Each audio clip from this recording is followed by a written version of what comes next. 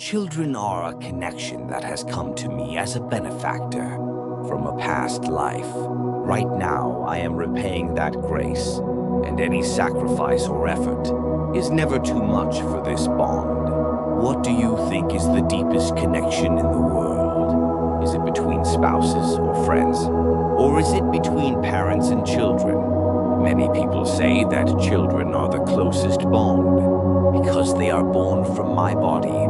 But if you quietly look into your heart, you will see that the relationship that cries the most gets hurt, the most, and endures.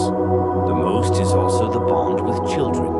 The reason you are listening to this video today is probably because of that, even though I raised them with all my heart. Children do not move, according to my wishes, do not understand my feelings, and sometimes shake my heart with careless words. There are times when I feel upset and unfairly treated, wondering what I did wrong, and I end up blaming myself.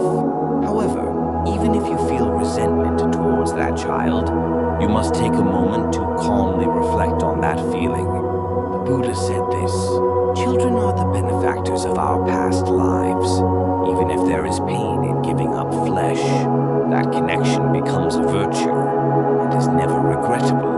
How can one say that it is a meaningless coincidence?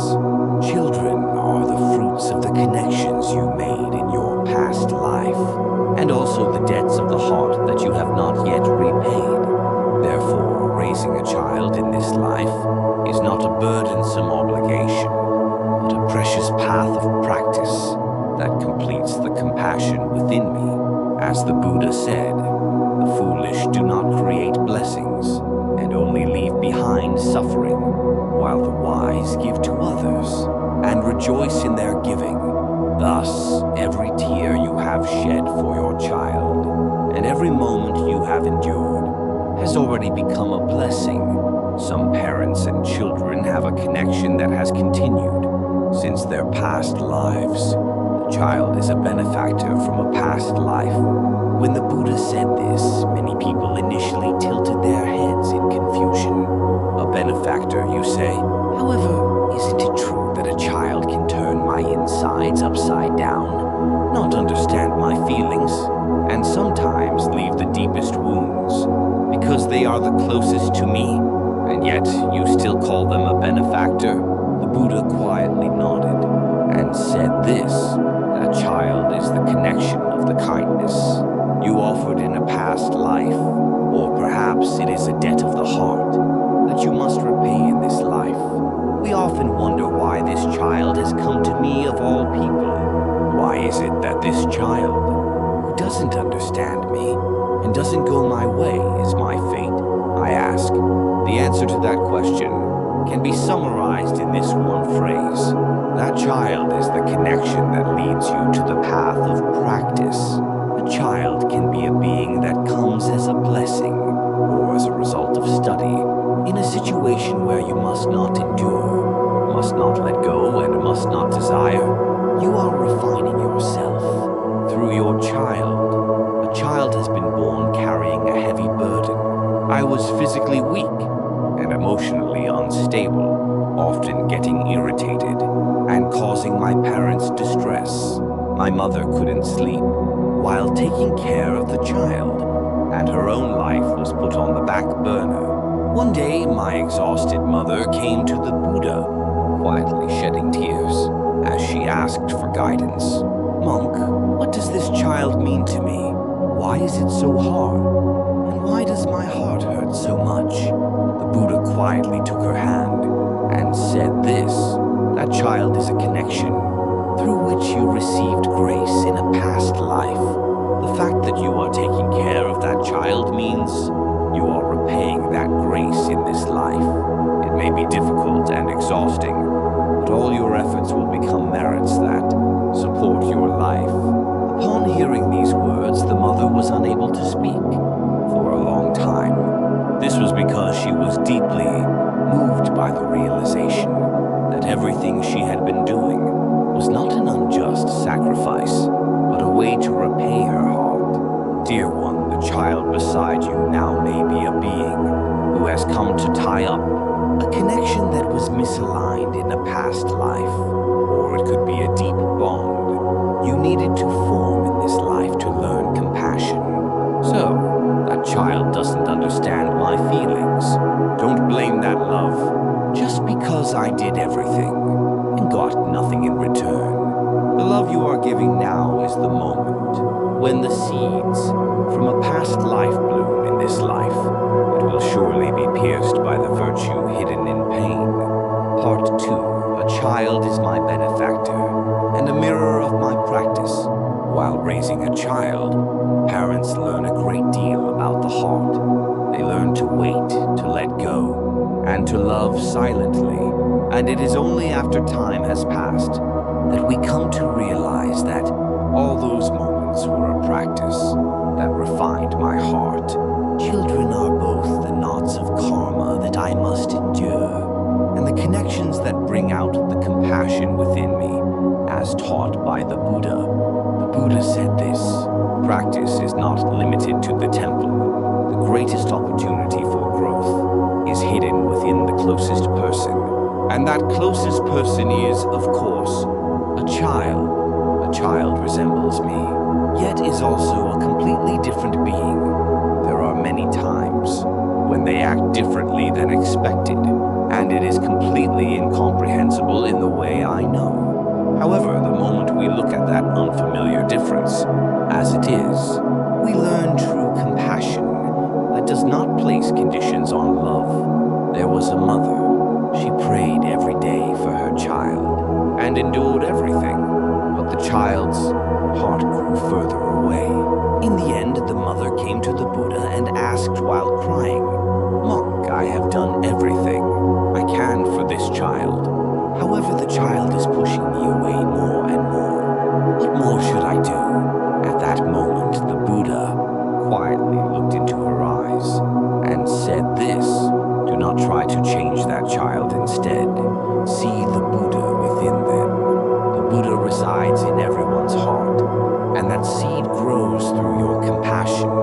At those words, her mother was unable to say anything for a long time, and from that day on, she began to see the child just as they were. Even if the words are harsh and the heart is hurt, I believed that the seed spoken by the Buddha is quietly growing in that child's heart. Parents strive to teach their children, but in fact they are learning a deeper understanding through the child. Children are beings that do not always go according to my wishes, yet they are the ties that I must cherish the longest. Through that child I learn how to manage my heart, how to hold on to love, and how to quietly embrace compassion. The Buddha also said this: compassion is not given to change others, but is offered to protect myself. It's okay if the heart you give to the child doesn't change that child. That heart has already been expanding your heart and making you a practitioner. Let me tell you the first story. One day, a mother who couldn't put down her rice spoon quietly visited a temple. "Monk, I don't understand why my child hates me so much," she said.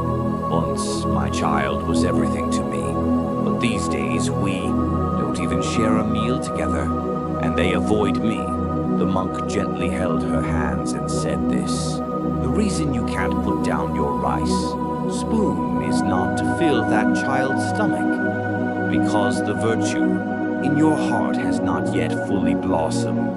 That spoon is a tool of practice that takes you to the seat of mercy." Upon hearing those words, the mother shed a tear and returned home. And that night it is said that she sat across from the child and quietly reheated the soup. One day, a mother quietly said, "I let go of everything while raising my child. Even the things I wanted to do, the nights I wanted to sleep, and the thoughts of just thinking about myself. But sometimes I feel unfair. The child doesn't really know that they must have felt it a lot, even while dedicating my time, giving my body and pouring my heart for the child. Why do I feel so alone? What does all of this mean? On a night when we find ourselves asking such questions, like we're talking to ourselves, we consider ourselves to be beings that sacrifice ourselves in that quiet moment. However, the Buddha spoke to change that mindset. In this way, it is not a sacrifice but an offering. An offering is the purest and deepest expression of the heart towards existence. Like the flowers blooming in front of the stupa, or a bowl of water placed at the foot of the stairs. It doesn't matter whether it is accepted or not. It is simply the heart that gives and gives again. The heart we have for our children is exactly that offering heart. The Buddha said this: compassion is giving without conditions, and accepting existence as it is without the desire to change it. The countless feelings you have given to your child, even if the child does not recognize them, have already become virtues that support the foundation of life. You may often wonder why this child does not appreciate everything I have done for them. However, if you change that question just a little, your heart will change. It's not about what I gave, but rather what that child taught me. Through the child, I learned patience, how to endure, and what unconditional love truly is. A devotee asked the Buddha, I have given too much to my children, yet I still feel empty inside. Is this something I did wrong? The Buddha smiled quietly and spoke. You are not empty, rather. In every space you have cleared, virtue is growing. The space you have made for your children, that heart space, is where serene virtue is accumulating. That virtue may not be visible, but as time passes, it will become a strength that protects the child. Parents are always in the position of giving, waiting and stepping back. You may not wish for it, but that heart has already become the purest offering, and that love is quietly burning, like a lantern offered to the Buddha. So, dear one, please say this. Now everything I have done for my children was not a sacrifice, but a quiet offering to complete the connections of past lives. With that one heart all the time until now, will transform into the seeds of virtue, wrapping the child's life warmly. Master the wounded parents, the lonely hearts, even in death. The reasons for needing self-compassion. There are times when you have given everything to your children, but still feel a chill in one corner of your heart. Wanting to laugh together, I throw out a word, but it comes back abruptly. In front of a carefully prepared meal, I want to hear just one word of thanks. But when that word never comes out, I feel a surge of emotion and wonder what I did so wrong. On nights when I find myself blaming myself, I truly understand that feeling. The love for one's child is originally both joyful and sorrowful like this. When the words and actions that come back do not meet expectations, parents often blame themselves. Did I raise them wrong? Did I endure too much?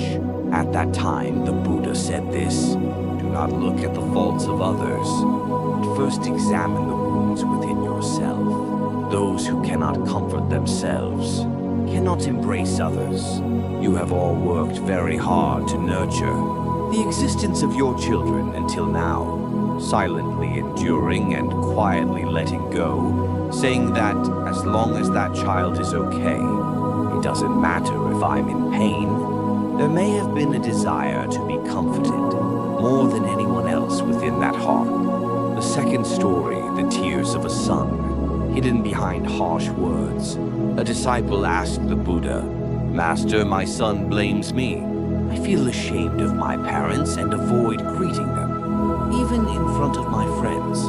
Now I am even afraid to see that child's face. The Buddha gently patted his disciple's shoulder and spoke. Your child is currently learning how to confront the world. A child who doesn't know how to express their feelings, spills out sadness in harsh words, and hides love with shame. That child grew up looking at my back and will likely remember your calm heart.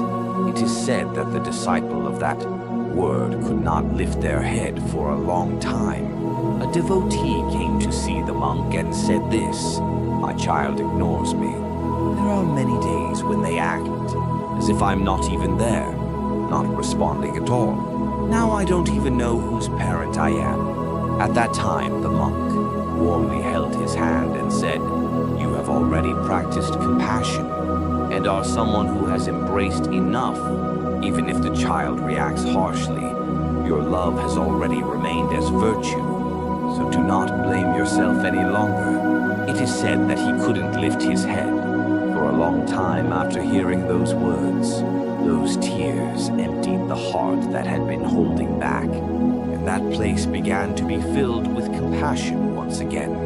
When your heart feels weary and disappointed, you should look at your own heart first, rather than blaming the child. What you need right now is not to do better for others, but to be kinder to yourself. The Buddha said, "One who is compassionate to oneself can also show compassion to others. You have shown more compassion than anyone else.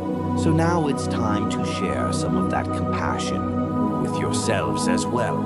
Don't be too sad when your children don't understand your feelings.